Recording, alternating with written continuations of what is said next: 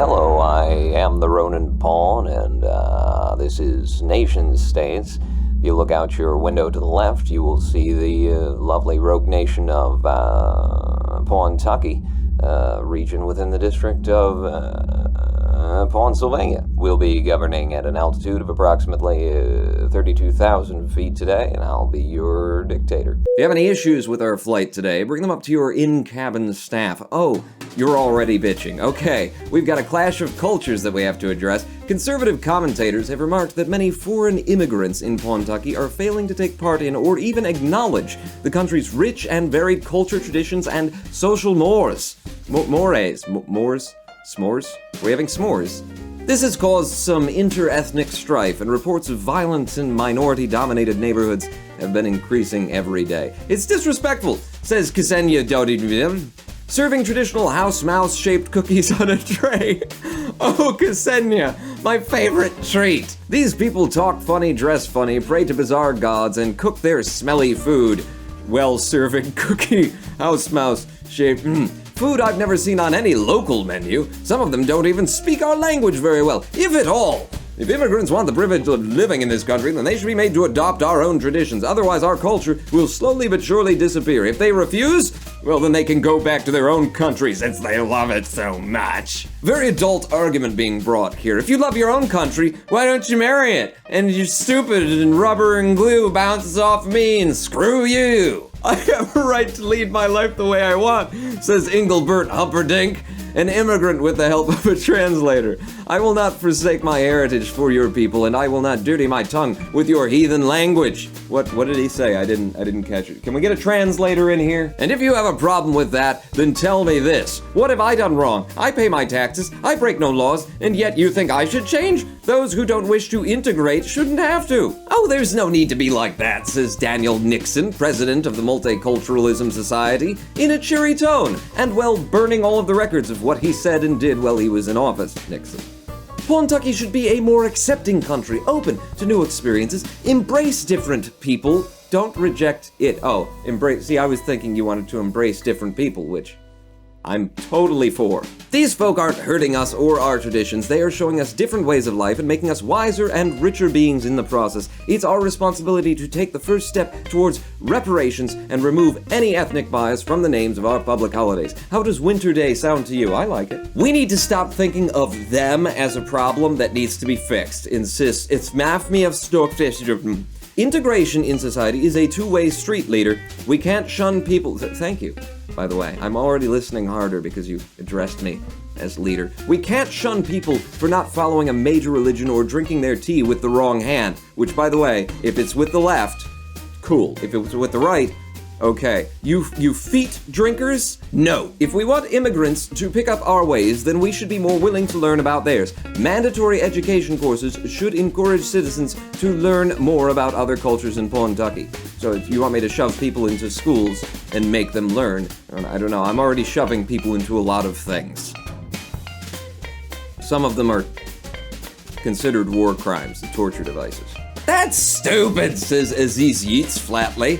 No, he said it kind of inflected. That's stupid. I'm not going to bond with immigrants by learning about their beliefs. For multiculturalism to actually function, everyone needs to actually meet these people and deal with them on a day-to-day basis. It's interesting because you're taking like a relatively open-minded position while using the term, these people. Then maybe they'll realize that, yeah, they're people too. The only way to do this is to put an end to segregated neighborhoods, even if it means forcing families to move elsewhere. Now, I actually like that. I actually feel it's a rather viable solution. When people mingle together, they have a tendency to copulate, and copulation is the best way to, copulation, you know, it's good.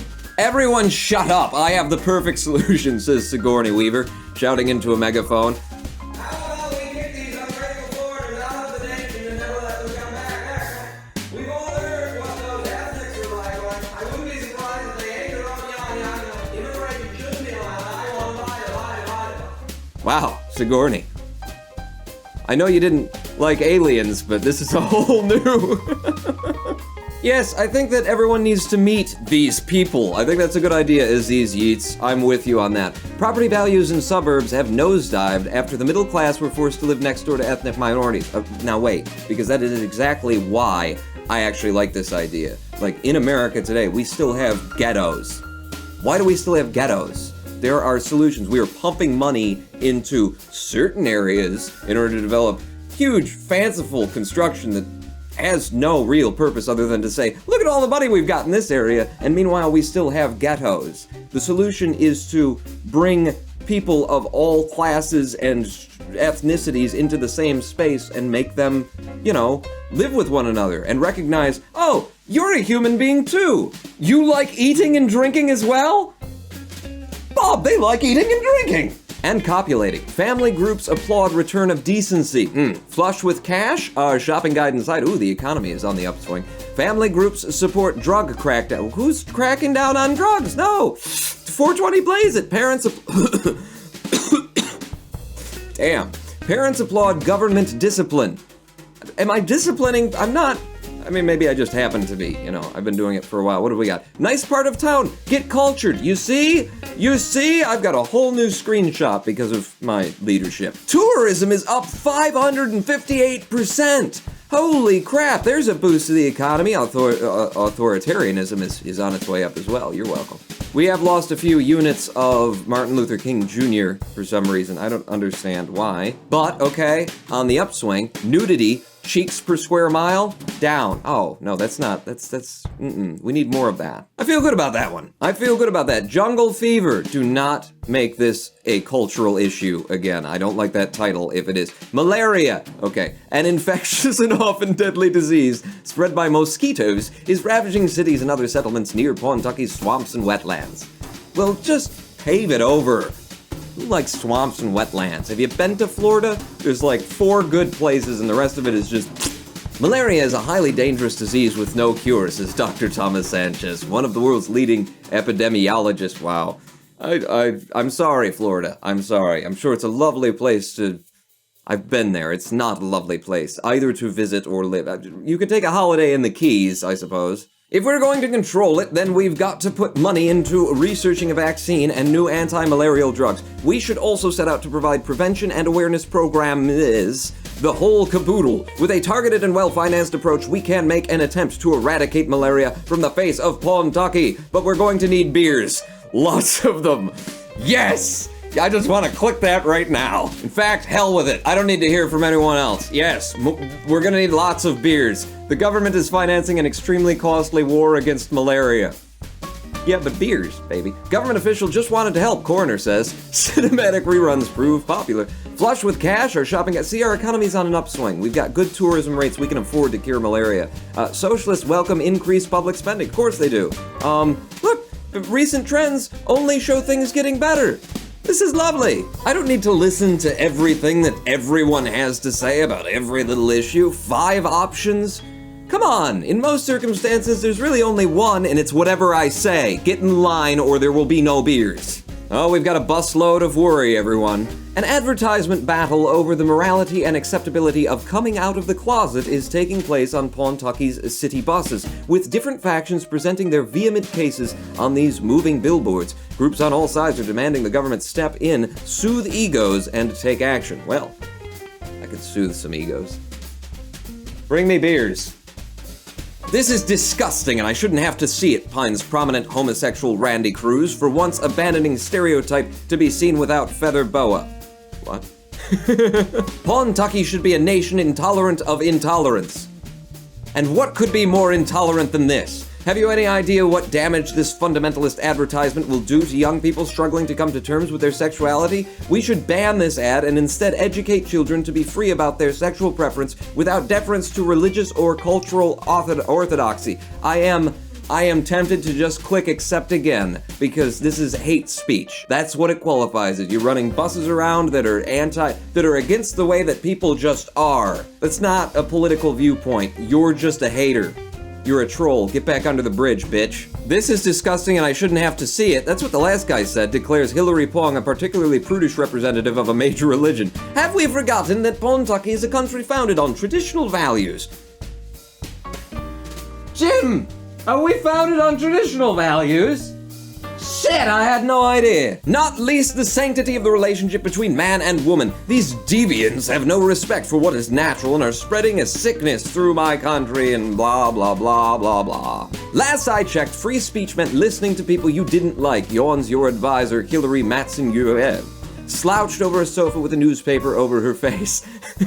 Too many beers. A principle your office seems utterly devoted to. Look, should a bunch of religious nutjobs stop homosexuals from saying it's all right for Jim and Jones to hold hands in the street? Of course not. Equally, should a bunch of tarted up fruits stop the devout from banging on about their divine revelation? Obviously no. So why stop either of them? Freedom of expression is more important than either party's sensibilities, no matter how distasteful that might be. A very even and practiced perspective that is completely just false. It's hate speech. I do not fall into the category of those who are willing to stand next to this guy holding that and say, I will defend your right to speak that forever. You're an asshole. You are a toxin on our society, and there are people who are forming their opinions who are very small and who haven't been on this planet very long, who will see you doing that and think that maybe it's okay. It's not okay, never been okay, never gonna be okay. Welcome to Pawntucky, motherfucker. You've been banned. You've been banned, sucker. Children as young as 6 shock their parents by coming out of the closet. Congratulations! You don't live in a shit world anymore. Diverse options for Pawntucky's youth. Kittens becoming softer, scientists say. All due to my actions, by the way. Civil rights activists, now we're getting somewhere. See? See, we're getting somewhere. Look, handheld. Stay out of the bedroom. No, I want in. I want in the bedroom. Look at all the green. Look at all the green in the recent trends. And then social conservatism is down. Friggin' lovely. Authoritarianism is down though. I don't like that. Religiousness, prayers per hour went down. See, this is like, if your religion is bound to homophobia, may I suggest getting another religion? Apparently tourists don't like the gays though. Well, I didn't want you visiting my country anyway. Ooh, are you ready to see Vanna turn some letters? Let's play Wheel of Misfortune! In recent weeks, there has been growing concern over the quality of automobiles made in Pawntucky. Representatives from all sides have gathered in your office and are asking you to make a decision. All right. I'll tell you what the best vehicle is. 1994 Toyota Tercel, stick shift, manual baby for the win. Manual transmissions in general get better miles per gallon, and it has a lot to do with the fact that the person driving is actually paying attention because it's harder to just zone out when you're shifting and stuff, which also prevents people from dying. Why do we have automatic transmissions again? Ban the automatic transmission! Is that what we're talking about? Because that's what I want to say. This is ridiculous, cries Tiberius Beckham. Everybody shouts something like that at the beginning of all of this. Chairperson of the Association of Scorned Shoppers while frantically waving a stack of papers. Some of these stories are just obscene. We've got water pumps seizing at 12,000 kilometers, airbags not deploying in accidents, and this one guy's gas tank just fell off. I can't make this stuff up. Our auto industry has gotten lazy and corrupt and is in desperate need of stronger regulation. Wow, that is, like, incredibly to the point. I mean, I hope Ford isn't watching this. Like a year ago, the straps on my mother's gas tank just rusted through and it just dropped out from underneath the car. Thank God she was just rolling forward. She was at a speed bump. In the pursuit of the bottom line, things are a little bit messed up in American manufacturing automobiles, aren't they? I've never heard such nonsense, scoffs Lars Superman, an executive representing Pawntucky's largest automaker. Our cars are perfectly fine. These allegations are completely baseless. Thing is, these proposed regulations are going to make us uncompetitive. Is that what you want? Foreign cars clogging our streets while our factories close down? Get rid of some of the regulations we have now so we can do our jobs. While you're at it, a government subsidy would safeguard domestic auto manufacturing, and then he just trails off because he realizes I stopped listening like 3 sentences ago. What is this? Subsidies? Deregulation? Lies, all of it, shouts prominent communist Agnieszka de Castro, sporting a practical yet stylish red beret. These companies, they're always willing to sell their ethics for a quick beer. I'm so glad I made the money beers. They always cut corners for a little extra profit, they do, and look where it's gotten us. Yeah, exactly. You want to make good cars that people can be proud of, I do. Have the people take control of the car companies. If we remove the profit motive, Pawntucky can finally produce quality vehicles without wasteful bourgeois stuff like chrome wheels, air conditioning, and reclining seats. Like AC and reclining, I mean, I don't have AC. My seat goes back, though. So what you're saying is the trade-off of communism is the people take control of the industry, we're not jacking the prices up, everybody gets like a fair automobile at a fair cost, but we lose like some of those excessive amenities.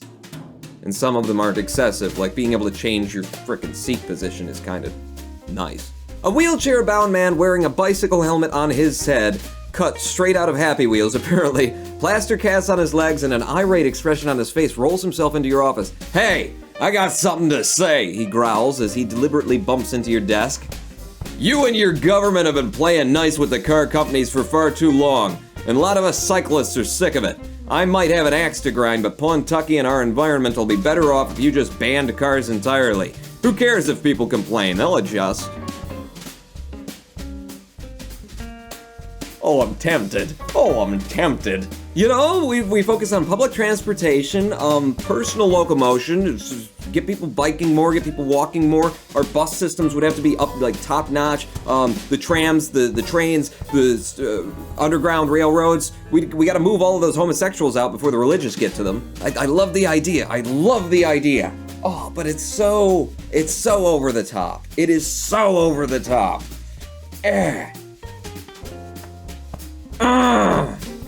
I'm on the fence. I've been sitting here for 2 minutes just staring at it. Because it's definitely either seize the means of production for the working man, or ban cars and everybody gets a bike. You know, community would be stronger because people now have to live a little bit closer to where they're going. People have to pack in a little bit tighter. Everybody knows everybody. Everybody, you know, you're on the street, you're waving to the other person. I was a huge cyclist. You know, back in my day, I would ride my bike everywhere. Down here in Detroit when I was living here before I got the new house. We're doing it. Get rid of the cars. Heavy industry grinds to a halt as new equipment must be biked in. The Pawtucket company fell from struggling to basket case. That's where we've always been and where we're going to stay while I'm in charge. Cars outlawed. Economics not everything, government says. Small business applauds level playing field. Citizens welcome firm leadership. Pawtuckian parents concerned about youth employment. I kind of jacked over the economy a bit, but, okay, bike lane. We've banned automobiles. Yes! Oh crap, that's a lot of red. Tourism is way up though, okay? People want to come and see what it's like to live in a land of bikes. We're showing the world a whole nother way of living, and maybe it'll work, and maybe we'll all die. Probably. Oh my god, the economic output of beers is down a third. Oh crap, okay, I gotta do something. There's gotta be another issue. This issue has to relate to the economy. It's you to us, not you to you. I'm pretty sure this doesn't relate to the economy. A religious talk show host raised a furor with his call to ban contraception. Women's rights groups have come to you demanding a response. I'm appalled these religious wackos have the goal to even think about banning birth control, Noma Themba Stark says to you. These men are trying to control our bodies. They treat us like we're their personal baby dispensers, not living, thinking humans. It's demeaning. My body, my choice. You aren't going to listen to these pagans, scoffs Archbishop Yuri Oz. Conceiving a child is one of the most enjoyable moments one may ever have in their lives. To deprive yourself... Really? To deprive yourself of this blessing of God is an abomination. Contraception must be outlawed. It encourages casual sex and destroys the true meaning of the act. If people are not willing to bear the consequences of their actions, then they should not act at all. I'm not going to discourage casual sex. I'm not getting enough as it is. Both sides have rocks in their brains, says proud asexual Samuel Wong. Why don't we just ban sex altogether and ride bikes all over the city? We can force people to use artificial insemination. That way we can preview everyone who signs up to have kids, and if we don't like it, tough beans for them. The police may have to work harder to catch those who overlook this measure, but if that's the price we have to pay for ending this inane argument once and for all, it'll be well worth it. Wow. Controlled... No, I like the freedom of sex, okay? I may be against a lot of, like, civil freedoms and economic freedoms, but freedom to, you know, enjoy yourself in the bedroom, that's always safe in Pawtucket. I promise you that from the campaign trail. Birth rates have hit an all-time low. Hey, you know, less kids. Fitness craze sweeps nation again. Naked people protesting something again. Citizens praise innovative government solutions. Pawtucket more chill than before. And they show a picture of a herd of cows grazing. Are you saying something about my people? Mesa, we have addressed 15 issues here in Pawtucket. I am the Ronin Pawn. Welcome to NationStates, everybody. Put on your bike shorts and make way for a new economy based on the tricycle bell. Pawn out.